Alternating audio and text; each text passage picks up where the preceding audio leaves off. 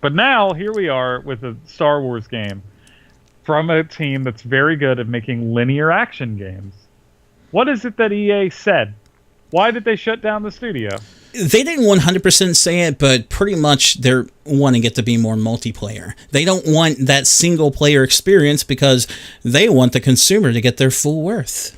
We've been talking about this for a while, between loot boxes and AAA gaming going into multiplayer-focused games as service things. Right. And for the record, I'll be honest, I like games as a service. I do not have a problem with games as service because it makes a game matter longer and it prevents you from selling your game.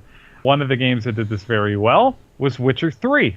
Witcher 3 had DLC that was free, released, I think, every week for a total of 3 months after the initial release, with just like bonus quests and new stuff coming out.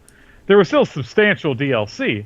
They still made more money off me. It didn't affect that, but they were able to keep my interest in the game and not sell it off because of using games as a service. So I don't have a problem with that. Where I have the problem is that it seems like we're so scared.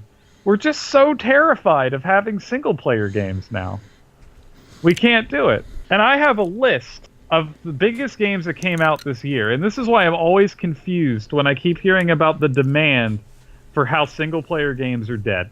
Let me fetch that list. One moment. Sure. And while you're doing that, I'll go ahead and talk about that a bit more. The whole, we have to have multiplayer games. Single-player games are dead. The big thing there is it's probably true for casuals. So let's just say that. It's probably true for casuals, and they've been conditioned to feel that way. So on Metacritic, as of this year, these are the biggest games that came out this year.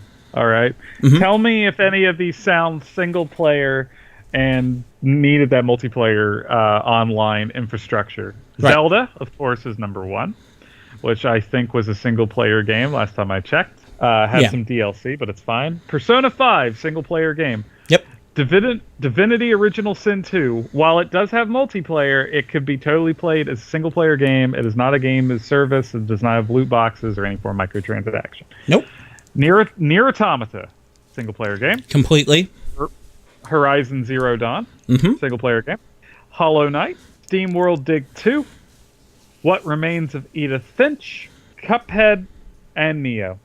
Those are the highest rated Metacritic games of this year, and not one of them is a multiplayer focused loot box driven game.